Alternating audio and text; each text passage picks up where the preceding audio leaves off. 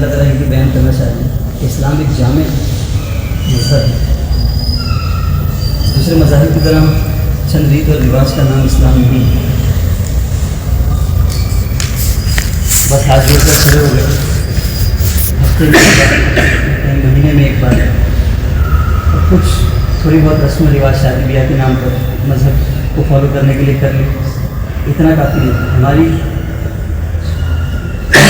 تہذیب ہے ایک مکمل تہذیب, ایک مکمل سویلائزیشن ہے جس میں کھانے کے بھی آداب ہیں, سونے کے بھی آداب ہیں, پیشاب و پاخانے کے بھی آداب ہیں. لوگ تعجب کرتے ہیں کہ اسلام میں پیشاب کرنے کا طریقہ بھی بتایا گیا ہے. ہم کہتے ہیں یہ فخر کی چیز ہے کہ ہمارے اسلام تو اس کا بھی اہتمام کر سکتے ہیں, اس سے آسان ہو جائے گا. ایک سوال یہ ہے کہ سوتیلے باپ کی زمین میں کیا ہمارا حصہ لگے گا؟ یہ بہت اچھا اسلام کا ایک نظام ہے کہ اسلام نے چائلڈ اڈاپشن کے لیے نہ صرف گنجائش رکھی بلکہ اس کے مسائل بھی بیان کیے.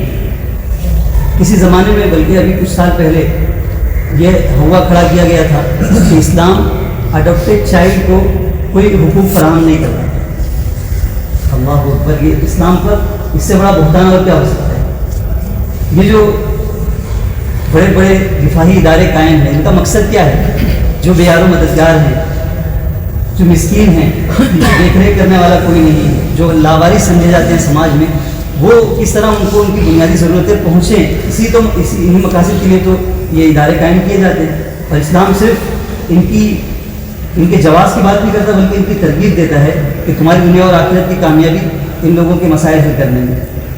اور تعجب کی بات ہے, آپ قرآن میں پڑھیں گے کچھ جگہوں پر قرآن میں اللہ تعالیٰ نے جہنمیوں کا تذکرہ کیا ہے اور جہنم میں کیوں گئے اس کا تذکرہ کیا ہے. تو حیرت انگیز طور پر ایک جگہ پر ہے سورہ واقعہ میں بھی اور دوسرے مقامات پر بھی, ما سلککم فی سقر, کیا بات ہے بھائی تم تو اچھے آدمی تھے, جہنم میں کیسے چلے گئے؟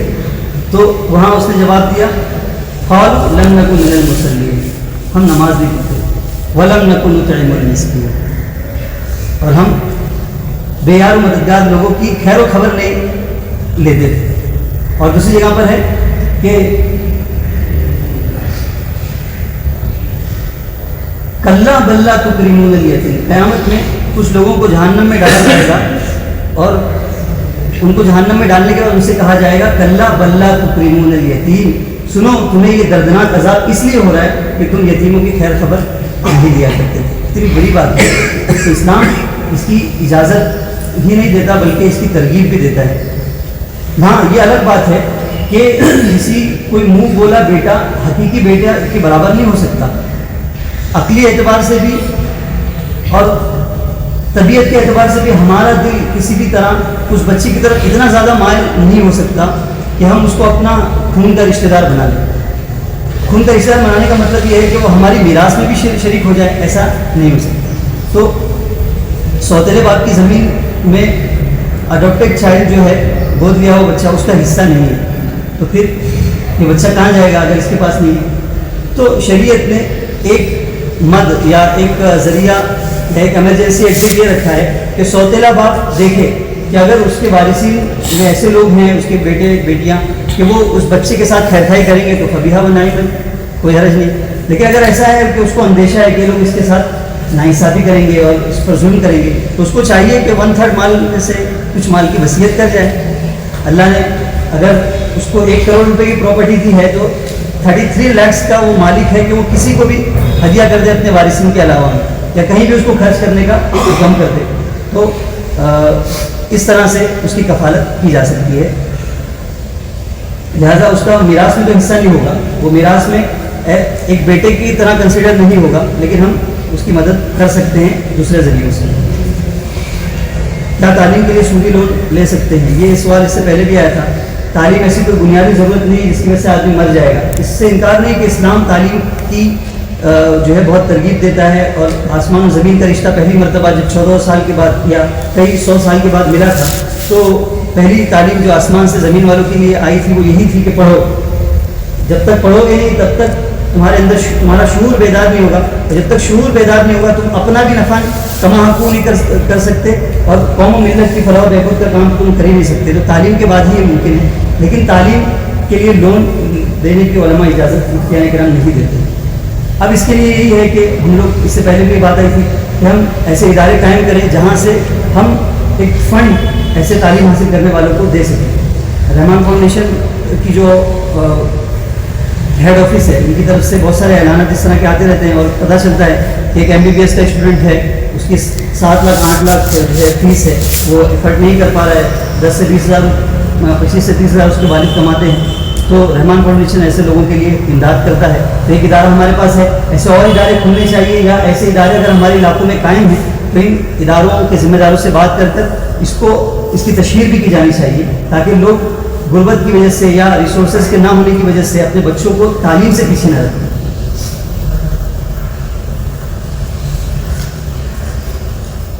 ایک شخص نے مکان بنایا, اس کی بیٹیوں میں سے ایک کا انتقال ہو گیا, تو کیا داماد کو حصہ ملے گا؟ داماد ساس اور سسر دونوں سے اس کا اس اعتبار سے رشتہ قائم ہے کہ وہ ایک باپ کی طرح ہے اور ماں کی طرح ہے, عزت اور احترام میں, اور بہت سارے احکام میں کہ وہ ان سے نکاح نہیں کر سکتا. بیٹا بیٹی ہے اور لڑکی ہے اور لڑکا ہے ساس اور سسر سے.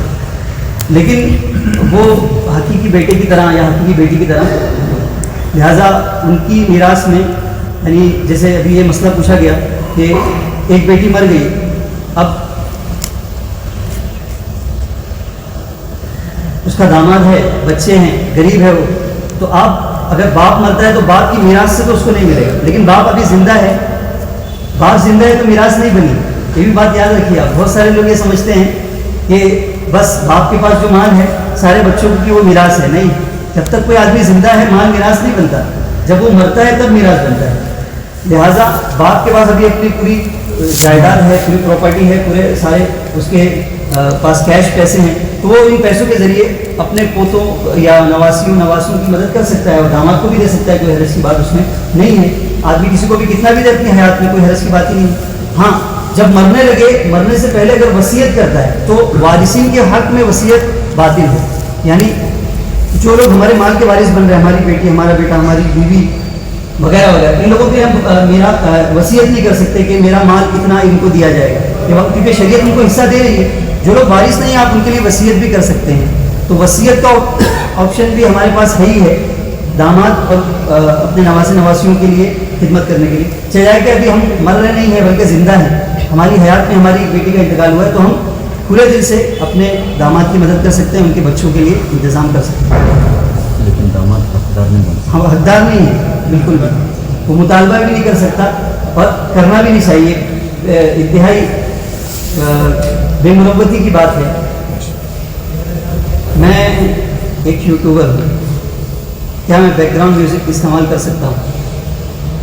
یوٹیوب ویڈیوز جو ہیں, اب سوشل میڈیا کا دور ہے, اس کے ذریعے سے ہم بہت سارے دین کے کام آسانی کے ساتھ انجام دے سکتے ہیں, اپنے بہت سارے کاموں کے ساتھ. تو کوئی اس پرپس کے لیے کہ اسلامی تعلیمات کو پھیلانے کے لیے اس کا استعمال کرتا ہے, تو کسی اعتبار سے اس کا جواز ہے, وہ سوشل میڈیا کو استعمال کر سکتا ہے. اور اگر کوئی دینی نہیں, بس کوئی فن اور اسکل سکھانا چاہتا ہے تو اس کی بھی اجازت ہے کہ وہ کچھ اسکلس دوسروں کو سکھائے. اس کے ذریعے سے جو آمدنی ہوگی وہ اس کی بھی کچھ تھوڑی تفصیل ہے, اس تفصیل کے ساتھ وہ حلال بھی ہوگی. ابھی جو سوال پوچھا گیا بیک گراؤنڈ میوزک, یہ نارملی اس لیے یوز کی جاتی ہے تاکہ ویورز جو ہے زیادہ اٹریکٹ ہوں اور زیادہ ہمارے ویڈیو پر قائم رہے, بنے رہے. تو بیک گراؤنڈ پہلے تو ایسا تھا کہ صرف یہ میوزک ہی ہوتی تھی, تو بہت پرابلم تھا کہ جو لوگ میوزک ڈالتے تھے ان کی ویوز پر تھوڑا سا فرق پڑتا تھا. لیکن اب ایسا ہو گیا ہے کہ ووکیلس اونلی, اس طرح کی بھی بیک گراؤنڈ نشید آ گئی, یعنی اس میں صرف آواز ہوتی ہے, میوزک نہیں ہوتی ہے. تو ایسے ووکیلس جس میں ہو صرف ایسی بیک گراؤنڈ, اس کو میوزک بھی کہتے ہیں, لیکن صرف آواز ہوتی ہے, اس میں کسی انسٹرومنٹ کا, میوزیکل انسٹرومنٹ کا اس میں استعمال نہیں ہوتا میوزک بنانے کے لیے. بلکہ جیسے آپ نے مولانا طارق جمیل کے بیانات سنے ہوں گے, اسی طرح شارٹ کلپس اور لنکس بہت ساری بنتی ہیں, تو اس میں پیچھے ساؤنڈ چلتا رہتا ہے, تو وہ ساؤنڈ نہیں ہوتا, وہ آواز ہوتی ہے, تو ساؤنڈ بنا دیا جاتا ہے, اس کو ووکیلس کہتے ہیں. تو اس کا استعمال کیا جا سکتا ہے میوزک کی وجہ. البتہ اگر میوزک استعمال کر رہے ہیں تو اس کی اجازت نہیں ہوتی، کیونکہ حضور نے فرمایا میری بعثت کے مقاصد میں سے اہم ترین مقصد موسیقی کے آلات کو توڑنا اور ختم کرنا ہے. نفاق جن چیزوں سے پیدا ہوتا ہے ان میں سب سے اول درجے کی جو چیزیں ہیں ان میں میوزک بھی ہے. جو بچہ بہت زیادہ میوزک سننے کا عادی ہوگا اس کے دل میں نفاق بڑھتا چلا جائے گا. اور ارتداد کی طرف اس لیے ہماری قوم بڑھتی بھی ہے، ہمارے نوجوانوں میں بہت زیادہ اس کا کریز ہوتا ہے کہ وہ یہاں وہاں کی بہت سارے سانگس سنتے ہیں تو اس کی میوزکس کی وجہ سے ان کے دل پر غیر معمولی اثر پڑتا رہتا ہے. اور دھیرے دھیرے اگر حدیث میں آتا ہے نا کہ جب انسان کوئی برا کام کرتا ہے تو ایک نقطہ پڑتا ہے، 1 2 3 4 دھیرے دھیرے پورا دل سیاہ ہو جاتا ہے. پھر ایسا ہو جاتا ہے سم بکم عمیٌ فہم لا یرجعون. آنکھیں ہیں دیکھتے نہیں ہیں، زبان ہے کان ہے سنتے نہیں ہیں، دل ہے سمجھتے نہیں ہیں. بس یہ اندھے تو نہیں ہیں لیکن حقیقت کے اعتبار سے اندھے ہی ہیں. کیوں ہوتا ہے ایسا؟ جب دل پر مہر لگ جاتی ہے گناہ کر کے. اللہ ہم سب کی حفاظت کرنا. بیماری میں وفات پانے والے کی نمازوں کا کیا حکم ہے؟ بہت اچھی بات ہے کسی صاحب نے بیمار کی نماز کے بارے میں فکر کی، لیکن بیمار کی نماز کی فکر بیمار کو زیادہ کرنا چاہیے. ایک بات تو میں اس میں یہ کہنا چاہوں گا کہ ہمارے معاشرے میں یہ عجیب بات ہے کہ لوگ تندرستی میں نماز پڑھتے ہیں، جو لوگ اہتمام کرتے ہیں، بیمار ہوتے ہیں تو کہتے ہیں کہ مولوی صاحب کہاں تھے آپ؟ میں بیمار تھے. تو بیمار تھے تو مسجد میں آنا بھی چھوڑ دیتے ہیں، نماز پڑھنا بھی چھوڑ دیتے ہیں. حالانکہ سیرت نبی صلی اللہ علیہ وسلم سے، سیرت سے ہم کو جو بات ملتی ہے وہ یہ کہ حضور نے بیماریوں میں اور زیادہ اہتمام کیا. آپ بتائیے کیا عالم تھا جب مرضی وفات میں حضور تھے، لکیر بن رہی تھی، آپ اس حال میں مسجد میں آئے. یعنی 2 لوگوں کے کندھے پر آپ کے ہاتھ تھے اور پیر میں اتنی طاقت بھی نہیں تھی کہ وہ ایسے چلے، بلکہ وہ ایسے لکیر بناتے ہوئے آ رہے تھے اور آپ سب میں لا کر کھڑے کر دیے. تو یہ اہتمام تھا نماز کا. اس لیے نماز کے بارے میں تو خاص طور پر کمپرومائز نہیں کرنا چاہیے، بیماری میں خاص طور پر پڑھنا چاہیے. اور دیکھیے 2 باتیں ہیں، ایک ہے حاضری، ایک ہے حضوری. جب ہم اچھے ہوں تو حاضری اور حضوری دونوں ضروری ہے. اور اگر ہم بیمار ہیں یا کسی ایسی مشغولی میں ہیں کہ اس کی وجہ سے ہم بہت زیادہ کنسنٹریٹ کے ساتھ نماز نہیں پڑھ پا رہے ہیں تو حضوری نہیں ہوگی تو چل جائے گا، لیکن حاضری پھر بھی ضروری ہے. اس کی مثال آپ سمجھیے. ایک بچہ ہے، وہ اسکول میں پڑھتا ہے. اسکول میں پہلی دوسری تیسری یا جو شروع میں کیا ہوتا ہے پلے گروپس ہوتے ہیں، اس میں بچے کی حضوری ضروری نہیں ہوتی ہے، بچے کی حاضری کا. بچہ جا رہا ہے تو کچھ نہ کچھ سیکھ لے گا اور اس کا امتحان نہیں ہوتا کہ بچہ کتنا کانسنٹریٹ سے بیٹھ رہا ہے. ایک دم اس کو جج کرنے کا مطلب بھی نہیں ہے، لیکن وہاں حاضری ضروری ہے. پھر جب وہ ایک کچھ اسٹینڈرڈ آگے چلا جاتا ہے تو اب وہاں پر حاضری بھی ضروری ہے اور حضوری بھی ضروری ہے. دونوں کام دونوں ضروری ہے. اسی طرح نماز کا حکم ہے نماز کے بارے میں کہ نماز آپ اچھی حالت میں ہیں تو حاضری بھی ہے اور حضوری بھی ضروری ہے. لیکن آپ بیمار ہو گئے یا آپ سفر میں ہیں، ہاں ٹرین چل رہی ہے اور چاروں طرف سے لوگ وہاں ٹماٹر بیچ رہا ہے، کوئی مونگ پھلی بیچ رہا ہے، تو اب آپ کیا کر رہے ہیں؟ بس نماز کے لیے کھڑے ہو گئے. 2 رکعت قصر آپ کو پڑھنی ہے ظہر کی، آپ نے نیت باندھی، فٹافٹ نماز پڑھی آپ نے. تو اب یہاں حاضری ہوئی، آپ بہت زیادہ کانسنٹریٹ سے نماز نہیں پڑھ پائے، لیکن پھر بھی اللہ کے یہاں یہ بہت وزندار نماز ہے. اور آپ مقام پر اچھی حالت میں اور آپ نے نماز بے حضوری کے پڑھی، اسی طرح بس ادا کر لی، تو یہ نماز شاید اتنی وزندار اللہ کے یہاں نہیں ہو. اس لیے اچھا اب یہ اگر کسی نے وصیت کی کہ میں مر جاؤں تو میری نماز جتنی میری باقی ہے وہ ادا کر دینا، تو وصیت کرنے پر تو ورثہ پر واجب ہے کہ وہ کیا کریں گے؟ نمازوں کا فدیہ ادا کریں گے. ہر نماز کا فدیہ صدقہ فطر کے برابر ہے. 6 نمازوں کا فدیہ ادا کرنا ہے تو مان لیجیے صدقہ فطر ہمارے یہاں وہ 2.25 کلو گیہوں کا 60-70 بنتا ہے، تو 70 × 6 جو بھی آئے گا اتنا ایک دن کی نماز کا وہ ہو گیا فدیہ. ایسی جتنی نمازیں چھوٹی ہیں اس کا پورا فدیہ ہم ادا کر سکتے ہیں. لیکن اگر کسی نے وصیت نہیں کی تو پھر یہ واجب نہیں ہے، پھر اب وہ اس کا اور اس کے رب کا معاملہ ہے، اللہ اگر اس کو معاف کر دے. لیکن اگر ہم خیر خواہی کے طور پر کسی کی طرف سے ادا کر دیں تو بہت اچھی بات ہے.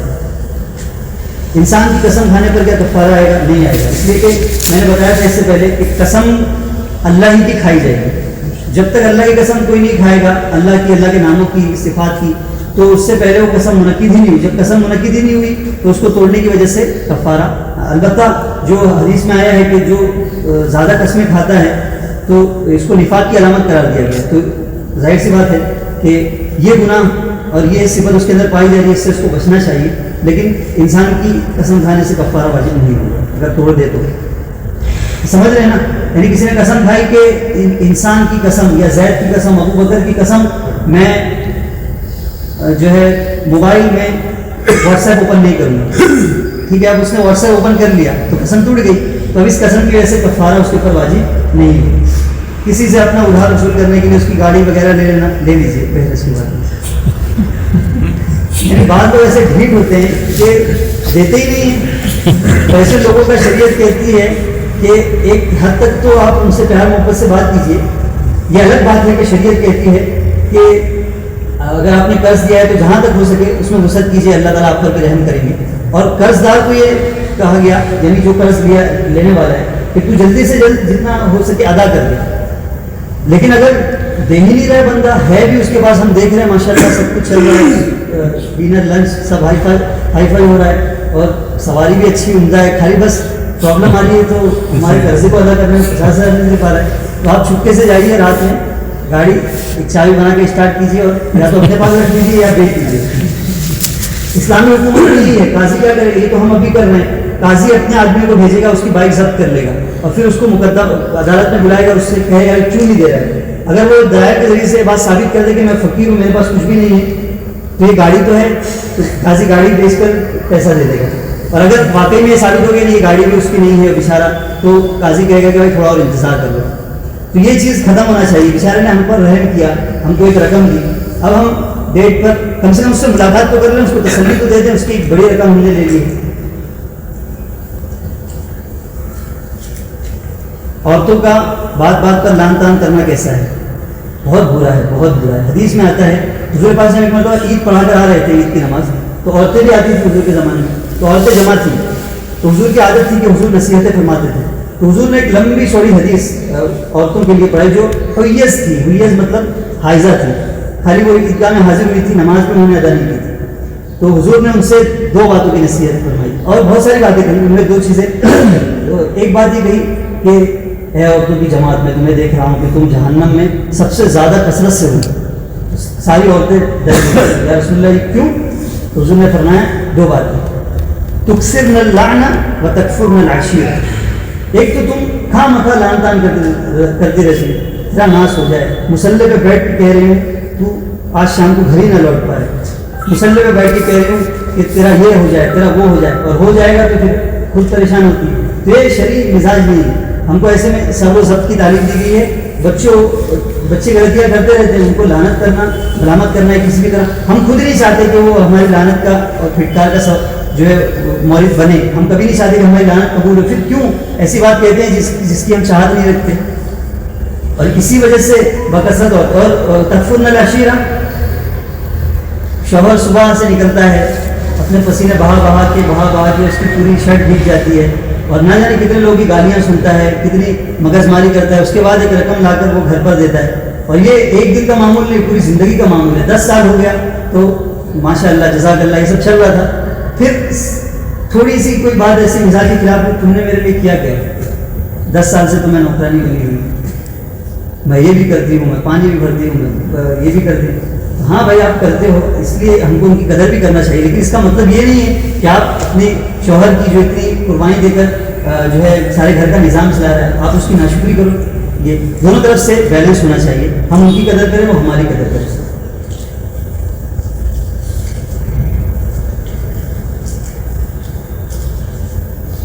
آخری سوال ہے، پہلے پیر دھو کر پھر باقی وضو کرنا کیسا ہے؟ فقہ حنفی میں ترتیب واجب نہیں ہے وضو میں، اس لیے پہلے پیر دھو کر بعد میں کوئی پورا وضو کرتا ہے تو وضو ہو جائے گا. لیکن اس ترتیب سے وضو کرنا بہرحال سنت ہے. اور سنت کو جو آدمی بکثرت چھوڑتا ہے وہ فقہی زبان میں تارک سنت موقدہ موجب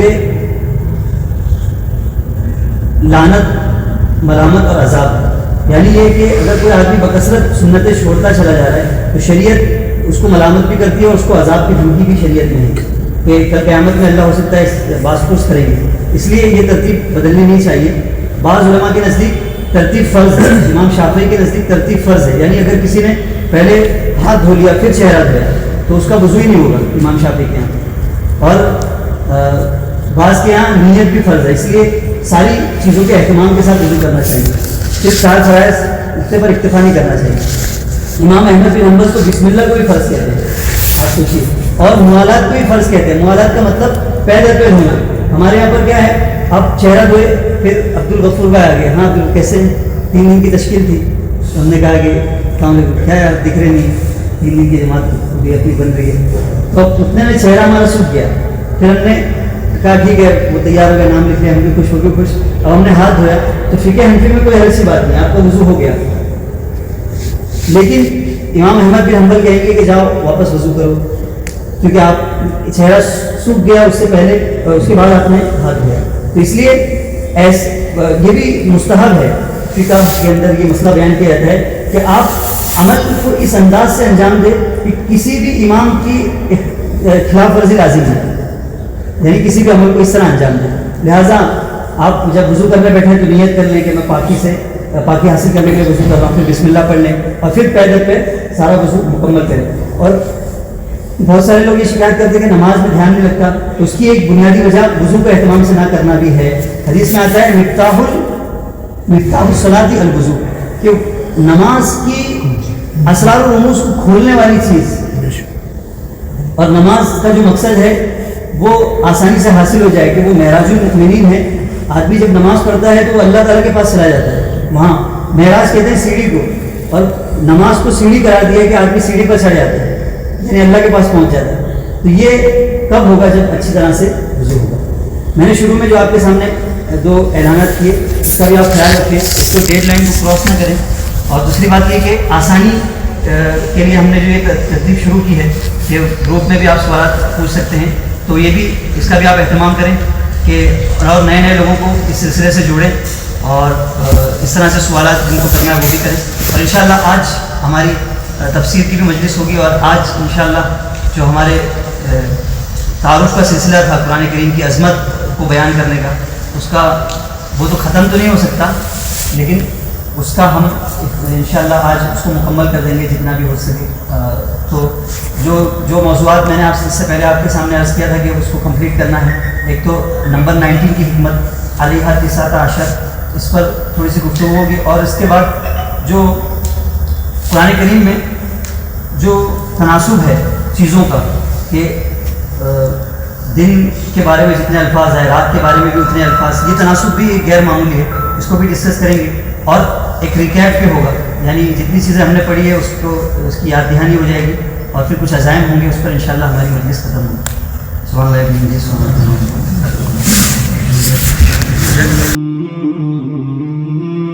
اللہ.